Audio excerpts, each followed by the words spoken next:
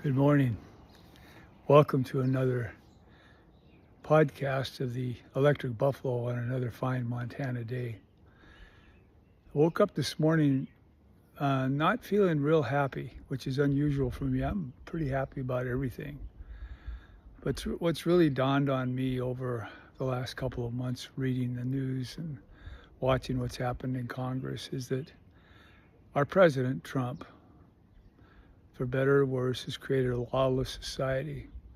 The law is being used to go after citizens. It's being used to hire people that Congress didn't want hired or never intended to have hired. It's being used to turn our country against our own people. And at the same time, it's being used to let the ne'er-do-wells get off scot-free. Can't have that. We had that once before here in Montana back in the 1860s when gold was first discovered in Bannock and Virginia City and here in Helena, and then later on up in Butte. And it was really bad.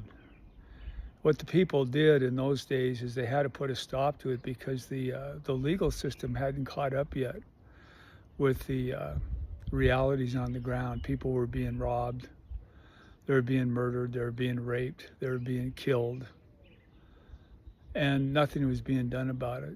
So the people here formed groups called Vigilantes. I don't like the idea of vigilantes, but they felt like they had to do it because the lawlessness was so prevalent. And I'm afraid lawlessness has become prevalent here in this country. And what's really, really bad is we have four congressmen, Senator Sheehy, Senator Daines, Congressman Zinke, and Congressman Downey, who have all apparently agreed to it, and they just stand back and let it happen without using our voice, which we gave them in the last election to put a stop to it. So I woke up this morning realizing that what we have here is a bunch of road agents for a congressional delegation. And the head road agent is not Henry Plummer, it's Steve Daines. It makes me very sad to be saying stuff like this, but it's the truth. Steve Daines has gone one worse than Henry Plummer.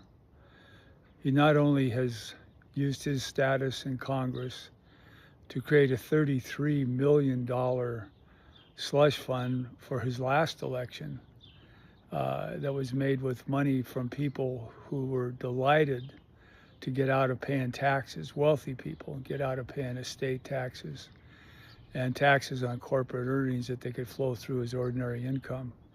They put tons of money into Senator Daines's campaign coffers, while at the same time Senator Daines and the other three delegates from Montana, sat back and watched the poor and the working people who are so poor they need to have Medicaid to pay their insurance so they can have a job, in hospitals that just barely are making it in our rural areas, take a beating.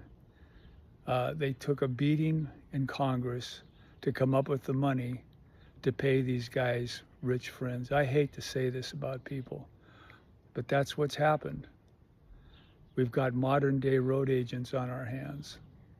Now, I'm not a vigilante kind of guy, and one of my great heroes here in Montana history was a judge named Hosmer down in Virginia City who told all the people down there that were hanging people left and right, stop it. If you do any more of this vigilante stuff, you're going to be in my court because it's not right, and it's not right.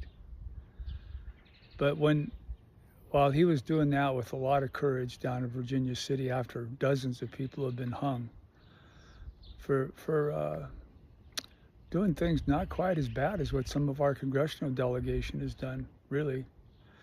A lot of them moved up here to Helena. A lot of the same guys. I won't bother to name them, but if you're familiar, you'll know who they are. And they started hanging people from the tree. See that big ponderosa that's over to my off my right shoulder? That's the son of the hanging tree. The hanging tree used to be there back in 1870. 13 people were hung from that tree here in Helena. And there were people hung for all kinds of things, murder, stealing. One guy was a Chinese guy that was hung from the tree because he killed the man that raped his wife. Well, some of the vigilantes were not inclined toward DEI, kind of like the Trump people today. But anyhow, a lot of people got hung from the tree that used to be there where that Ponderosa is.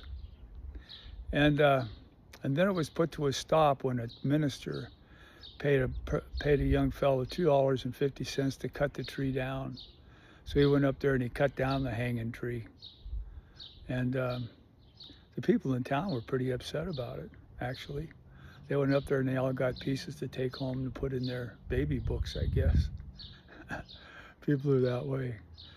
But anyhow, we have the law, but it seems like the law has been turned against us.